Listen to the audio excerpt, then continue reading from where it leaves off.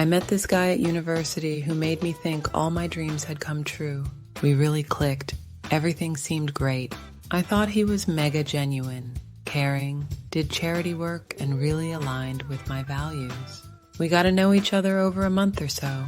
My big mistake being I ended a 4-year relationship for this guy. Things hadn't been good with my ex for a while, and in those 4 years, I never so much as looked at another guy.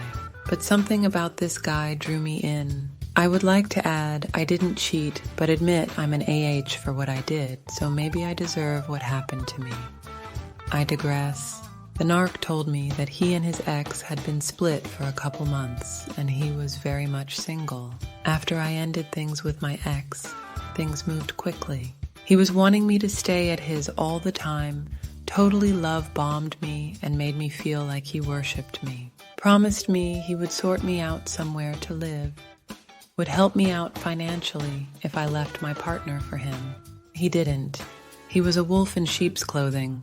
He got a weird phone call one night, wouldn't tell me who it was. Huge argument ensued. He was texting and calling all the time in the beginning, wanting my attention constantly.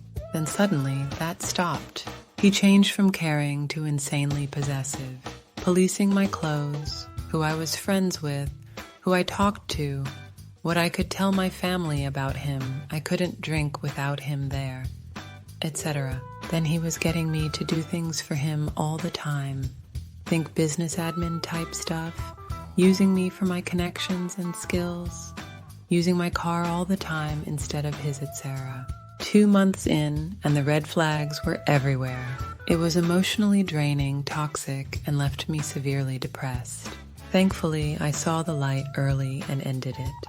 Within weeks, he was planning to move up country to get back with his ex.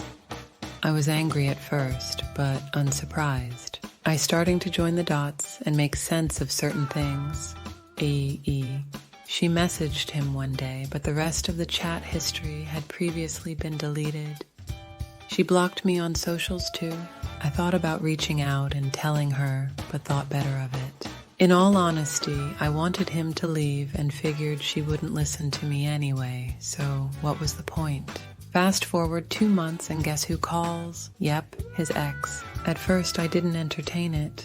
I messaged her saying, "Sorry, but I don't want to get involved. I hope you are okay. Look after yourself. I really mean that." I didn't trust that he wasn't there coercing her. She replied later that night, but I didn't see it till the next day. I was nervous, but eventually talked to her. Turns out they hadn't broken up fully. They were in contact the whole time and still technically together. She had moved away for work reasons, and he was due to follow her soon. She knew I existed, but had no idea we were together. I was stalking him, apparently, pursuing him, wouldn't leave him alone. Our conversation was a slow burner, as I didn't want to divulge too much, just in case they got back together, or it was some kind of weird trap, but eventually we both told each other everything. It was wild.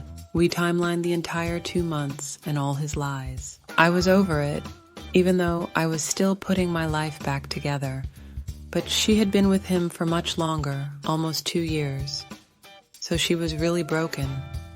She and I talked or messaged every single day for about 2.5 months and helped each other through it. The funny thing is, the night she called me, she was with him and threatened to call me. But he wrestled her for the phone, got physically aggressive, and it was an accidental dial. His aggression cost him though. He owed her money, like a lot, circa 10K. And she told him that if he didn't pay her back that day, she was going to report him to the police. Everything happens for a reason, right? She got her money back. She went abroad within a week of finding out the truth, and after a couple months of us chatting, we got super close. She invited me abroad for a holiday, and I went. That was the first time we ever met in person. We had the best time and are still mega close now. He had no idea we spoke. He tried to call me after she left, to cover his tracks, but I didn't want to hear it and wouldn't take the call. We both kept quiet until that holiday. Then we video called him together. To say he was speechless is an understatement. That was the most satisfying video call of my life. We both got to say everything we needed to, called him out in the best possible way, and the look on his face, priceless. This is great revenge because we got a beautiful friendship out of a shitty situation. There is some other insanely wild stuff that he told both of us, which could get him into serious trouble with the authorities.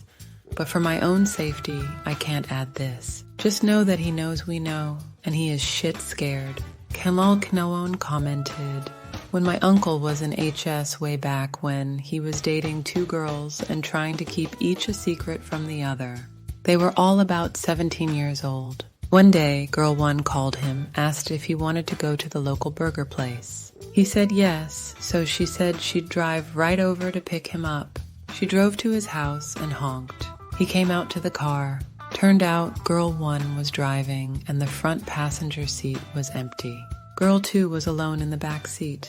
The 2 GFS looked at him and said in unison, "Get in."